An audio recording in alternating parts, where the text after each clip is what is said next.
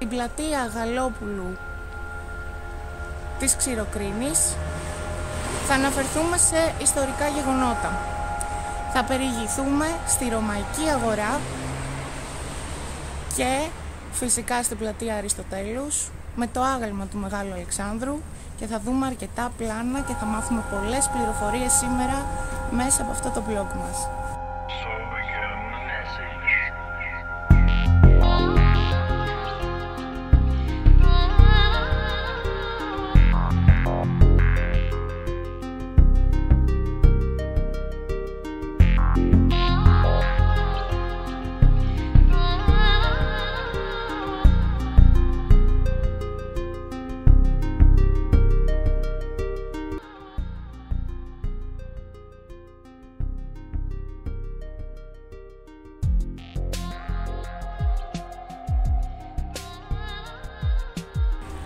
Supporters του αυθεντικού ελληνικού μεταξιού μας, είμαστε στην περιοχή της Ξηροκρίνης.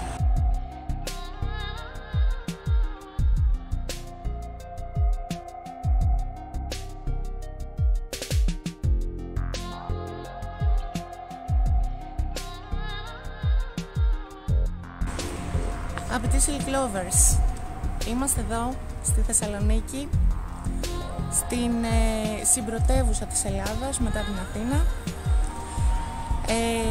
Αγαπητοί Silk Lovers της Silk House Γαλόπουλος, supporters του αυθεντικού ελληνικού μεταξιού μας, είμαστε στην περιοχή της Ξηροκρίνης. Εδώ θα σας κάνω ένα μικρό tour για να δείτε την περιοχή. Στην πλατεία Γαλόπουλου της Ξηροκρίνης θα αναφερθούμε σε ιστορικά γεγονότα. Θα περιηγηθούμε στη Ρωμαϊκή Αγορά και φυσικά στην πλατεία Αριστοτέλους με το άγαλμα του Μεγάλου Αλεξάνδρου και θα δούμε αρκετά πλάνα και θα μάθουμε πολλές πληροφορίες σήμερα μέσα από αυτό το blog μας. Η Ξηροκρίνη και η πλατεία Γαλοπούλου είναι εδώ, στη συμπρωτεύουσα της Ελλάδος, στη Θεσσαλονίκη. Η Ξηροκρίνη αποτελεί μία συνοικία της πόλης Θεσσαλονίκης και αυτοδιοικητικά αποτελεί τμήμα της δημοτικής κοινότητας του Δήμου Θεσσαλονίκης. Βρίσκεται στο βορειοδυτικό τμήμα του Δήμου και ο πληθυσμός της ανέρχεται περίπου σε 35.000 κατοίκους. Η περιοχή της Ξηροκρίνης πήρε το όνομά της από την ομώνυμη συνοικία της Κωνσταντινούπολης.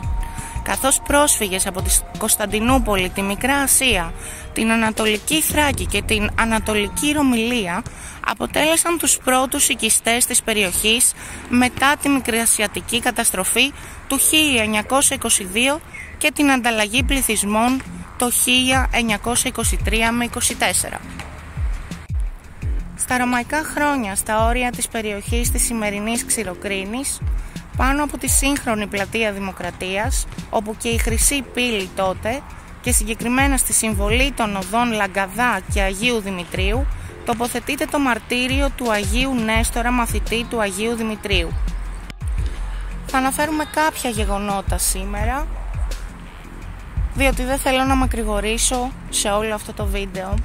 Απλά θέλω να δείτε κάποια συγκεκριμένα πλάνα, όπως εκεί ας πούμε που είναι το πώς είναι σήμερα, δηλαδή εκεί που είναι το μπάσκετ, το κεντρικό, το γήπεδο της πλατείας. Εδώ φυσικά η παιδική χαρά και σύντομα πηγαίνουμε και προς την εκκλησία που θα εξηγήσουμε τι και γιατί είναι και υπάρχει μέχρι σήμερα. Η περιοχή αποτελούσε σημαντικό λατρευτικό κέντρο κατά την πρωτοχριστιανική και βυζαντινή περίοδο και μέχρι σήμερα έχουν ανασκαφεί 3 παλαιοχριστιανικοί ναοί, οι οποίοι πιθανόν συνδέονται με το μαρτύριο και τη μνήμη του Αγίου Νέστορα ή των 3 αδελφών μαρτυρών Αγάπης, Ειρήνης και Χιονίας, που επίσης μαρτύρησαν εκεί. Στη συμβολή των οδών Λαγκαδά και Αγίου Δημητρίου βρέθηκε χριστιανικός ναός του πρώτου μισού του 5ου αιώνα μετά Χριστόν, Οι ανασκαφές έφεραν επίσης στο φως άλλους 2 χριστιανικούς παλαιοχριστιανικούς ναούς της Θεσσαλονίκης. Ναός του 6ου αιώνα, παλαιοχριστιανική βασιλική, εντοπίστηκε στην οδό Μαργαροπούλου 20, πίσω ακριβώς από τον σιδηροδρομικό σταθμό. Ένας ακόμη παλαιοχριστιανικός ναός του 5ου αιώνα ανακαλύφθηκε στις παρυφές του Δυτικού Αρχαίου Νεκροταφείου, λίγο έξω από την πλατεία Δημοκρατίας, κτισμένος μάλιστα πάνω σε ένα συγκρότημα αποθηκών της ύστερης αρχαιότητας, καταδεικνύοντας και τον εμπορικό χαρακτήρα του τόπου. Ο ναός αυτός καταστράφηκε δυστυχώς τον 7ο αιώνα, ενδεχομένως από σλαβικές επιδρομές. Η Βυζαντινή Κρίνη όμως της Ξηροκρίνης διασώζεται έως σήμερα επί της οδού Διδασκαλής της Βασιλικής Παπαθανασίου 42 και είναι ιστορικό διατηρηταίο μνημείο προστατευόμενο από το Υπουργείο Πολιτισμού.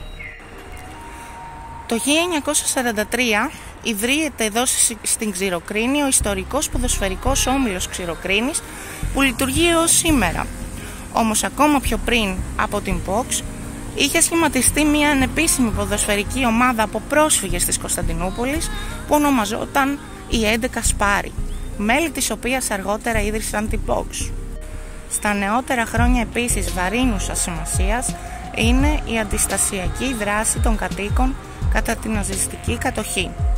Στην Ξηροκρίνη υπήρχε κρυσφύγετο αντιστασιακών με το τυπογραφείο για έκδοση προκηρύξεων και ενημερωτικού υλικού, το οποίο όμως ανακαλύφθηκε από τους Ναζί και καταστράφηκε.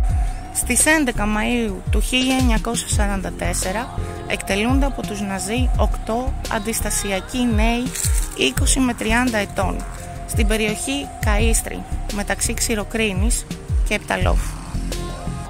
Και εδώ, στην πλατεία Αλεξάνδρου Γαλοπούλου, η κεντρική πλατεία της Ξηροκρίνης που καλύπτει την περιοχή από το ναό του Αγίου Νικολάου μέχρι την οδό Μαργαροπούλου πίσω από τον σιδηροδρομικό σταθμό. Στην πλατεία βρίσκεται και ο υψηλός κέντρος των Ιμαλαίων. Να πούμε επίσης ότι εδώ είναι ο ναός Αγίας Παρασκευής Ξηροκρίνης, κτισμένος το έτος του 1897.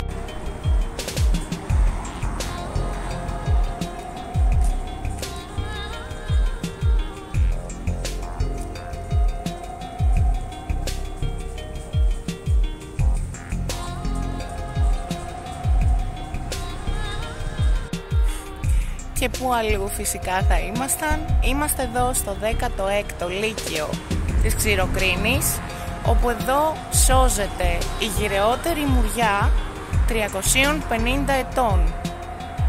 Η μουριά μας δίνει και την τροφή στην Ελλάδα του Μεκταξοσκόλικα για να βγάλουμε το μετάξι μας. Εδώ λοιπόν βρίσκεται το γυρεότερο δέντρο μουριάς στην αυλή του σχολείου και σώζεται μέχρι σήμερα φυσικά προστατευόμενα. Το 16ο Λύκειο βρίσκεται ακριβώς στην κεντρική πλατεία Γαλόπουλου. Να τονίσουμε βέβαια ότι το Γαλόπουλος δεν βγαίνει από το Γαλοπούλα όπως πολλοί δεν γνωρίζουν και λένε, αλλά βγαίνει από το Γαλοπόλης και είναι μικρασιατικό, ελληνικό.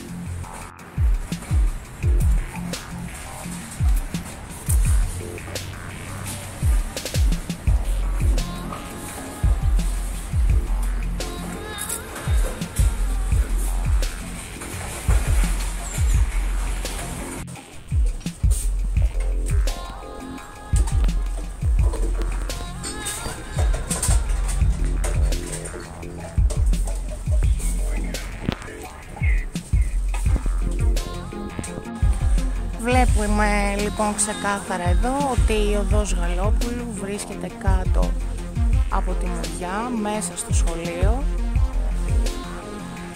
Φυσικά υπάρχει και κόσμος εδώ που κάνει ανακύκλωση και είναι υπέρ της ανακύκλωσης και είναι πάρα πολύ θετικό αυτό.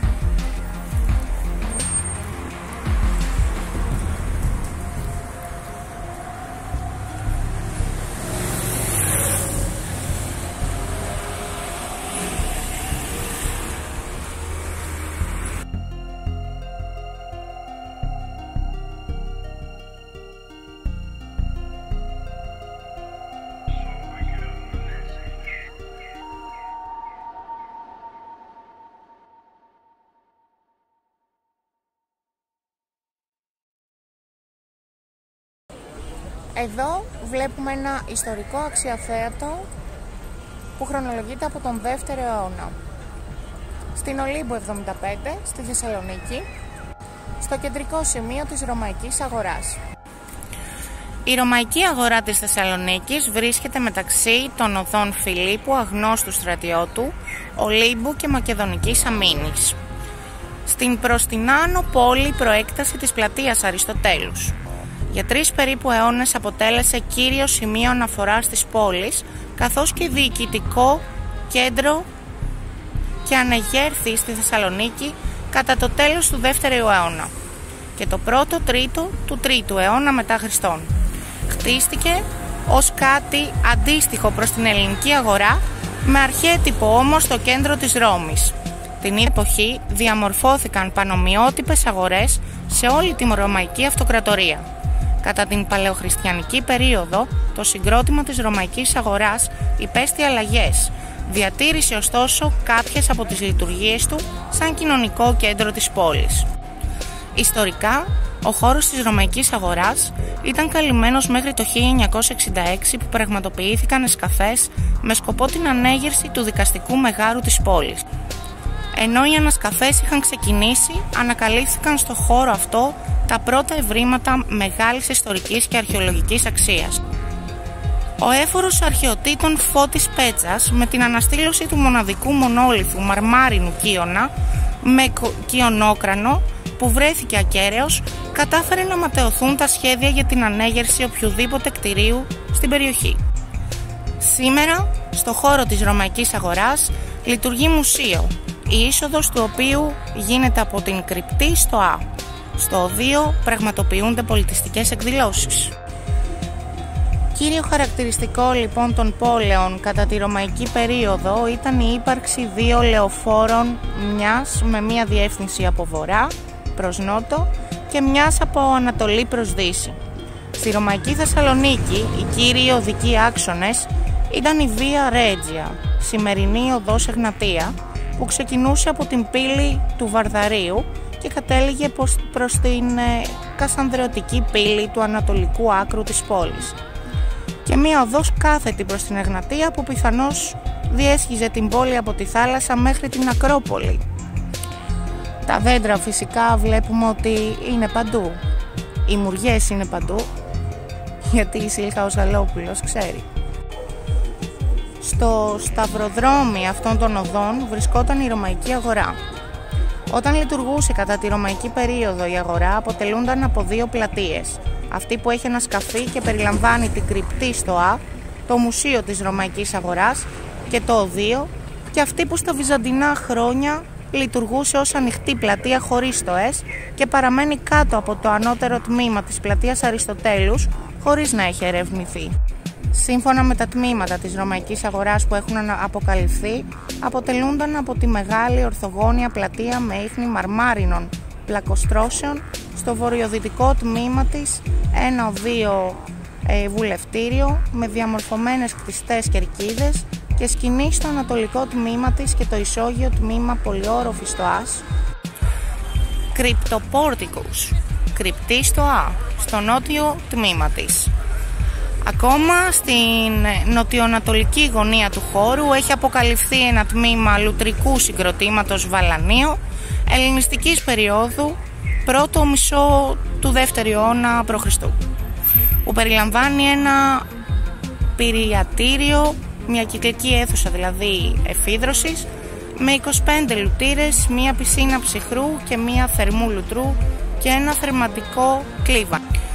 Στα ευρήματα περιλαμβάνονται ψηφιδωτά δάπεδα, τμήμα λιθόστρωτου δρόμου, αγωγή και οχετή αποχέτευσης, καθώς και αργυρά νομίσματα και λίθινα και μαρμάρινα γλυπτά. Η μεγαλοπρεπής αρχαία στοά των ειδόλων, Λασικαντάντας, υπήρχε στο ύψος περίπου της σημερινής Εγνατίας και ήταν μέρος του συγκροτήματος της Ρωμαϊκής Αγοράς. Το 1864, μετά από εντολή της Οθωμανικής κυβέρνησης, τα γλυπτά μεταφέρθηκαν στο Μουσείο του Λούβρου από έναν Γάλλο. Εκεί βρίσκονται μέχρι σήμερα. Μία από τις αλλαγές της αγοράς κατά τα παλαιοχριστιανικά χρόνια ήταν η μετατροπή της κρυπτής στο ΑΣ σε μεγάλη δεξαμενή ίδρευσης, όπως επίσης και η ίδρυση ενός ιαματικού αγιάσματος σε τμήμα της ίδιας το ΑΣ. Εκεί αποκαλύφθηκε μια παλαιοχριστιανική τοιχογραφία μεγάλης σημασίας. Βλέπουμε εντυπωσιακά και μαγικά πλάνα, θα έλεγα. Η Βυζαντινή Ρωμαϊκή Αυτοκρατορία, από όσο ξέρουμε, είναι παντού. Όχι μόνο στη σημερινή Ελλάδα, στο 2024 που βρισκόμαστε, αλλά παντού. Εδώ βλέπουμε ξεκάθαρα τη στοά που σας έλεγα πριν, προς την είσοδο για το μουσείο και τις ξεναγήσεις. Εκεί ακριβώς βρίσκεται το κέντρο του πολιτισμού. Φυσικά γίνονται ακόμα ανασκαφές και διατηρείται, και όσο μπορεί διατηρείται ο χώρος αξιοθαύμαστα, θα έλεγα.